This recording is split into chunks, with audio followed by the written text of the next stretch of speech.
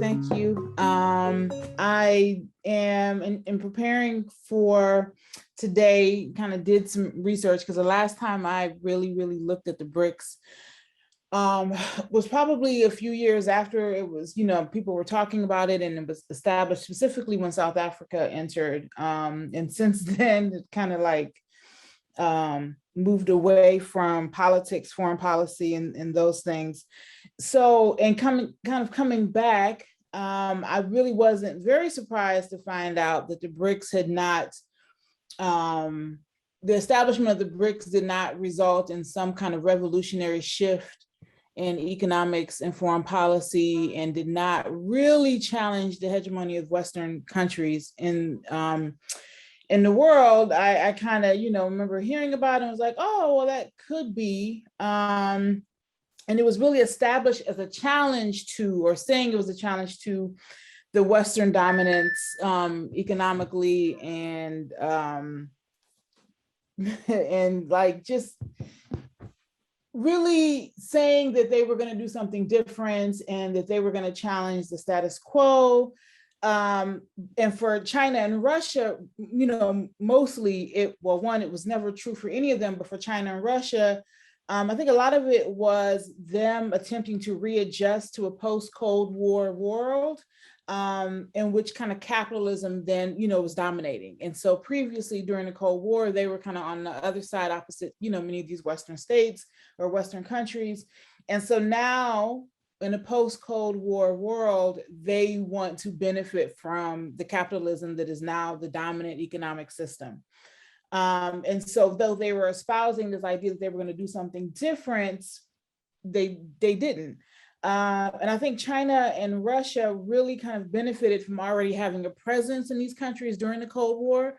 So, we know that China and Russia often provided aid to many countries that had socialist or communist economic systems in their bid to get them on their side of the Cold War, in a similar way that the US and Western Europe attempted to get countries that had capitalist economic systems, give them aid to be on their side. So it was just kind of like this divided world.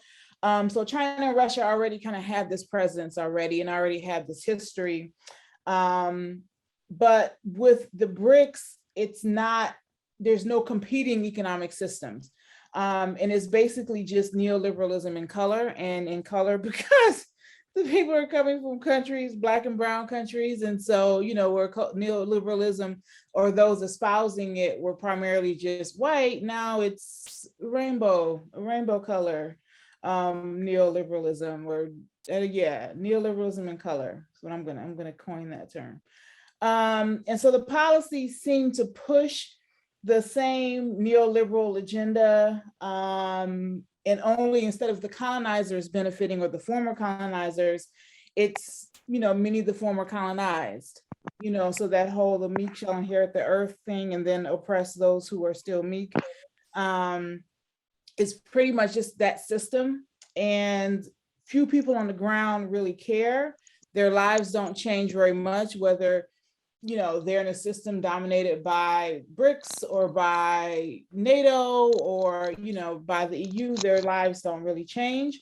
So there's always been this potential to establish, because these countries are large in terms of populations, their economies, especially China and Russia, or especially China, is huge. So there was always this potential to establish an economic system that challenged capitalism, that challenged neoliberalism. Because one thing that we learned from the Cold War is that there is a lot in between socialism and capitalism. So you don't necessarily have to say, okay, well, we're not necessarily going to practice the socialism we were practicing during the Cold War. So then the only other alternative is to join in this neoliberal capitalist economic system.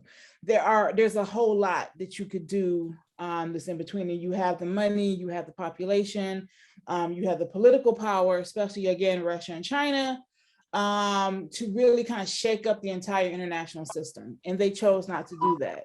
They pretty much just chose to benefit. And so, like I said, I really didn't know much about the BRICS and remember them being established and saying, oh, that's interesting. Wonder, what's going to happen there. And then went back to my usual area, which is more cultural studies. And then came back for this. And then I was like, yeah, not surprised that nothing good really came of that. And not because I'm pessimistic, but just, honestly, not having a lot of faith that these leaders, especially now with the new president, well, not new, but newer president of Brazil, anything he's involved in surely is not good for the people. He's proven that again and again. So that's my kind of analysis of the BRICS. Thank you very much. Let's say, so thanks very much, Sia. It was nice. And then, even though you were saying that, you were not an expert, but I learned several things, talking about the rainbow, how is that, rainbow, like colonialism or something like that. Okay, so yes. Neoliberalism in color. Neoliberalism in colors. I said, it seems to like something, that's the first time I'm hearing that. And then I think that you can coin it, even though we may not agree with you, and so that you can be quoted. So thanks very much, friend Sia.